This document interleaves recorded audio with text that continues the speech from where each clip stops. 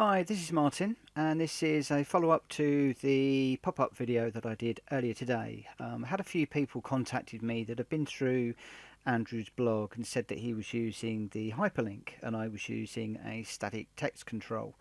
Yep, good point. Differences between the two, very subtle, and I think we'll have a quick look at them in this video. So earlier on I was using the static control. So static control is this one here. Static text. When you drop it onto a form, it's just plain text, nothing special. And then in here I went in and I changed the font to be underlined. I changed the text align to be centered left. We set the forecolor to blue. And because I preferred the darker red, I went for the maroon colour.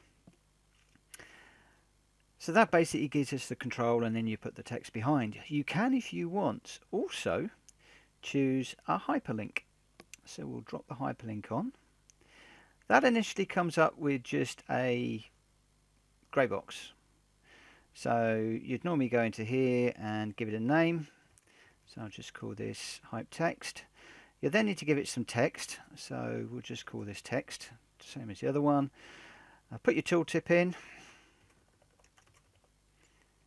If I could spell. And just set the styling. And the other thing that I would want to do in here is change the text align, because I prefer them center left. So then if we were to test run them, you'll now see that mine, actually I'm going to select both of these two controls, because this is one of the other nice things you can do in OI10 is to group controls. The properties are then filtered onto the properties that are current for both or applicable to both.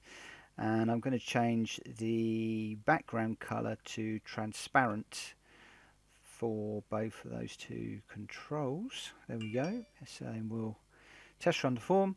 So mine, when I text over, I get my maroon color and it's underlined all the time.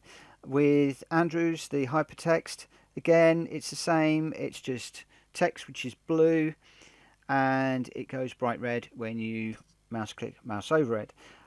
Because I'm using this particular background in mine, I preferred the darker blue than the lighter blue that the system produces, and I preferred the maroon rather than the very bright red. Again, it really depends on what you want. For my application, I preferred this route. If you prefer to use the hypertext route, then you can do the same. And then after that, it basically is a case of going into the properties, into the events. So the click event for this one, and we will choose to trigger the options. So we'll come out of there. Oops. Yep, want to save those. Now obviously I've got to be a little bit careful now because I need the previous control. But I'm just playing around here. So we're in the edit line. And if we do the text, then again it works exactly the same way that it did earlier on. So no difference, just giving you the option of whether you use a static text control or the built-in hyperlink control. Hope this has been useful. Catch you again very soon. Bye bye.